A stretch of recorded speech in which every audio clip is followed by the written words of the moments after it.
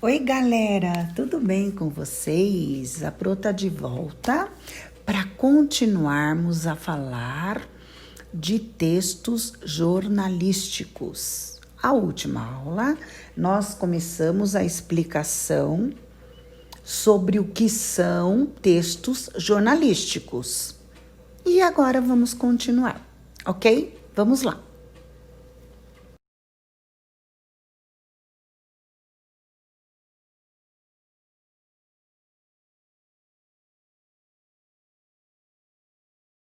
Aqui nós vamos falar do rio Tietê. É uma reportagem sobre o rio Tietê. O título: Um rio pede socorro.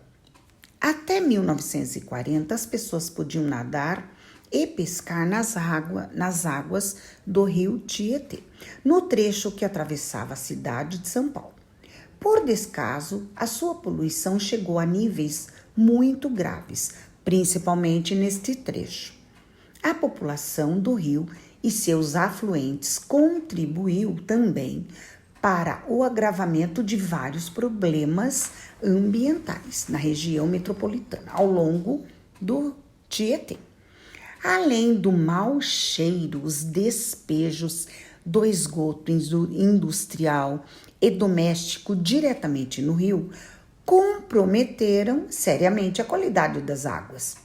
Finalmente, em 1992, depois de uma mobilização popular, foi criado um programa que prevê medidas como controle da poluição industrial e investimento na educação ambiental. Alguns benefícios já são notados no interior do estado, mas o trecho que cruza a cidade de São Paulo ainda não apresenta melhoras significativas, certo? Aqui vocês vão organizar a reportagem, a notícia. Escreva nos quadros qual o problema do rio Tietê e o que está sendo feito para a sua solução. Vocês vão tirar da notícia, do texto jornalístico, os problemas que ele tem e o que está sendo feito, certo? Leia. Em uma escola, os professores perceberam que os alunos estavam aumentando muito de peso. Eles descobriram que esses alunos bebiam muito refrigerante, só comiam doces e salgadinhos na hora do lanche. Escreva um trecho apresentando esse problema e apontando uma solução para ele. Ok, crianças, vamos fazer tudo no caderno.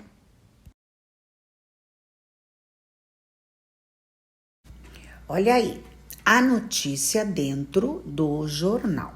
Observe novamente a primeira página reproduzida na ficha 1. Você já viu que a primeira página do jornal não traz muitas notícias, nem anuncia todas as matérias que vêm dentro dele. Converse com os colegas e com o professor. Pergunta: como podemos localizar dentro do jornal mais informações sobre um assunto anunciado na primeira página? A segunda pergunta: que pistas podemos usar para localizar outras matérias? Manchetes. Manchetes são o quê? Eu já expliquei na outra última aula. Manchetes são frases curtas que atraem a atenção do leitor para o conteúdo da notícia. Às vezes, elas vêm acompanhadas de um pequeno subtítulo, também chamado de olho, que explica um pouco mais sobre o assunto. Então, o olho dentro da notícia, crianças, nada mais é que o subtítulo. Tem o título enorme e depois abaixo o subtítulo, certo? Veja como podem ser variados os tamanhos e tipos das letras das manchetes, que eu falei na última aula também. Apelidos são usados como forma de discriminação. Crianças discutem o preconceito. Opinião: por que criança não pode trabalhar? Desastre ambiental atinge 3 estados. Outra: IBAMA proíbe pesca por 3 meses nas regiões afetadas pela mancha tóxica. Escreva aqui a manchete que a classe criou. Como nós não estamos presencialmente, cada um pode criar sua manchete. Para a notícia que o professor distribuiu. Como eu não estou presente, não distribuí nenhuma notícia, vocês podem fazer o quê? Vocês vão pesquisar uma manchete, uma notícia, ler a manchete, que é a primeira coisa que vem antes do corpo da notícia, que é dentro do jornal, né, crianças? E escrever uma manchete para essa notícia, certo? Vocês entenderam, crianças? Espero que vocês tenham entendido que a manchete é escrita com letras garrafais grandes ou com letras diferentes para chamar a atenção de quem vai comprar o jornal ou mesmo que estiver lendo na internet, pela internet, ok? Vamos continuar, crianças.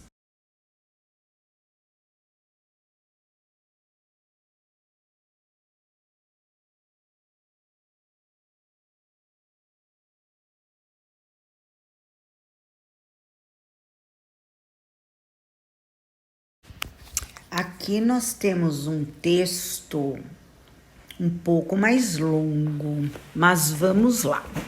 Municípios do norte de Minas enfrentam consequências da estiagem prolongada. Cerca de 120 mil pessoas sofrem por falta d'água na zona rural e dificuldades chegam à área urbana.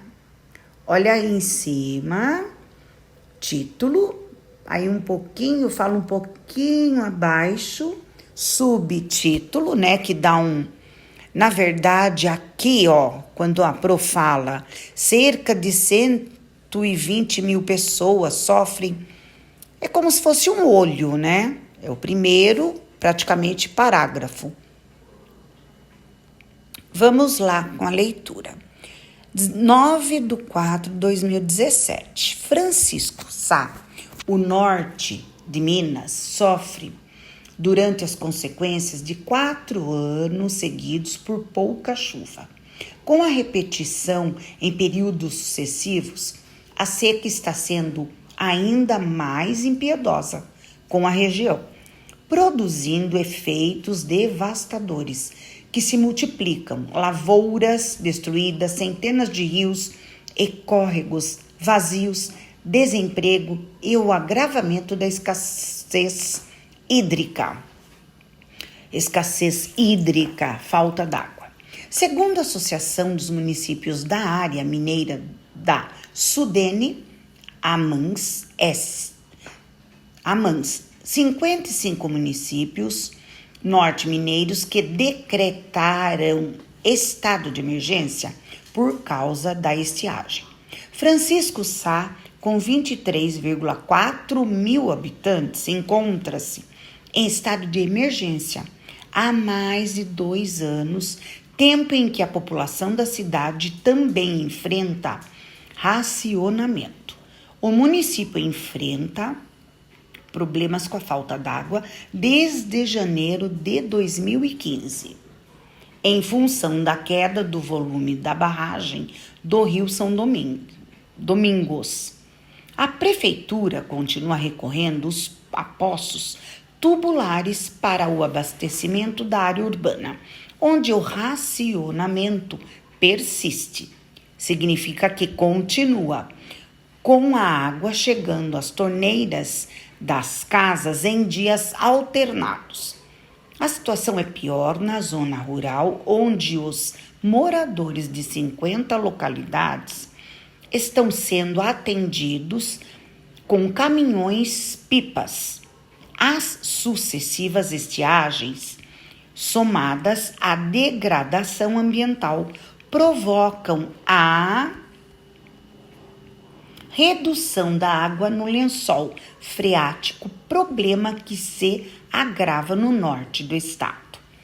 Os moradores do Campo Grande, distante 35 quilômetros da área urbana, estão recebendo água de caminhão-pipa da prefeitura uma vez por semana, mas com a quantidade nos tambores nas casas não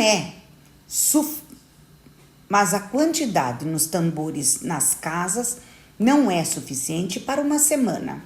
O caminhão-pipa enche uma caixa d'água do antigo sistema de abastecimento do arraial. Os moradores vão até local recorrendo ao velho esquema lata d'água na cabeça. É o que faz Helenice Santos Batista, de 42 anos, mãe de 2 filhos. A vida aqui está sendo muito sofrida. Não quero continuar nessa vida, não. Ela declara, para o jornal. Ninguém consegue viver sem água. Texto adaptado. Embaixo é texto disponível na internet, aí tem o site e tudo. Certo, crianças?